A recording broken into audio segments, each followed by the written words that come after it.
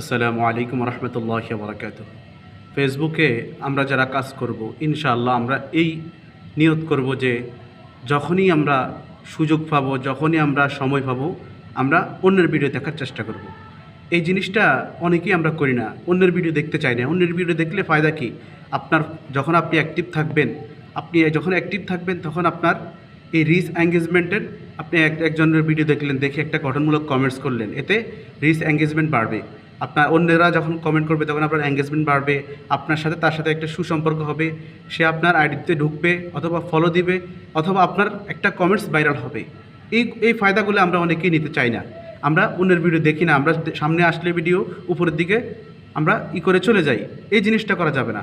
এই জিনিসটা থেকে আমাদেরকে থাকতে হবে, আমরা অন্যের ভিডিও দেখব, অন্যের ভিডিও দেখে ভিডিও রিলেটেড কমেন্টস করব। আমরা কমেন্টস অতিরিক্ত করব না, আবার এত কমেন্টস করব না। ভিডিও না দেখে কমেন্টস করে দিলাম, ভিডিও না দেখে একটা ধন্যবাদ, নাইস, সুন্দর, এরকম কমেন্টস করব না। আমরা আগে ভিডিও দেখে ভিডিওতে কী বলতে চাইছে,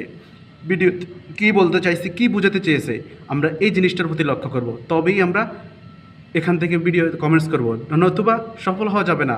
আপনার এঙ্গেজমেন্ট বাড়বে না, আপনার ফেজটা ডাউন হয়ে যাবে। ভিডিও না দেখে কমেন্টস করবেন, আপনার ফেজ ডাউন হয়ে যাবে, আপনার রিচ এঙ্গেজমেন্ট সব কিছু লাল হয়ে যাবে, সব দিন দিন ডাউন হতে থাকবে। যখন ডাউন হবে তখন আপনার ফেজটা রোবট দেখবে যে আপনি অ্যাক্টিভ থাকেন না, আপনি নিয়ম অনুযায়ী ফেসবুকের যে নিয়মতান্ত্রিক যে নিয়মগুলো আছে এগুলো মানতেছেন না।